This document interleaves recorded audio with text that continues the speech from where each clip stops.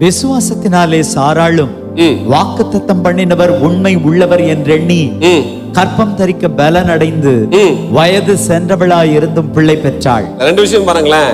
கர்ப்பம் தரிக்க பலன் இல்லை, கர்ப்பம் தரிக்க பலன் அடைந்து வயது சென்றவளாகியும் பிள்ளை பெற்றாள். எப்ப பெத்தாங்க? 25 வருஷம் கழிச்சு பெத்தாங்க. வாக்குத்தத்தம் வாங்கி எவ்வளவு காலாச்சு சொல்லுங்களேன். வாக்குத்தத்தம் வாங்கி எவ்வளவு காலாச்சு? 25 வருஷம் கர்த்தர் வல்லமை இல்லாதவரா? 25 வருஷத்துக்கு முன்னாடி வாக்கு கொடுத்துட்டார்ல. இவங்க தானே ஆகாரம் ரெடி பண்றாங்க, இவங்க தானே ஆகாரம் ரெடி பண்றாங்க. முடிஞ்சு போயிடுச்சுன்னு ஏன் இப்ப மட்டும் கர்த்தர் செஞ்சாரு?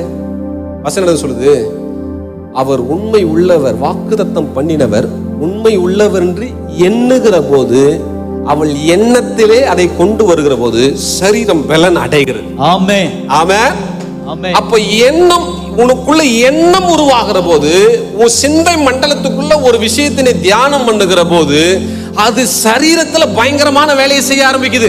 எஸ், ஆமென், ஆமென். இப்ப எங்க பிரச்சனை தெரியுமா? நாம எதை நோக்கி போராடி கொண்டிருக்கிறோமோ அதை ரொம்ப நிறைய மைண்ட்ல வச்சிருக்கிறோம். ஆனா வேதம் என்ன சொல்லுதுன்னா, எது உன்னை ஹீல் பண்ணுமோ, எது உன்னை டெலிவர் பண்ணுமோ, அதைத்தான் உன் எண்ணத்துல கொண்டு வரணும். அதுதான் உனக்கு மருந்து. ஆமென்.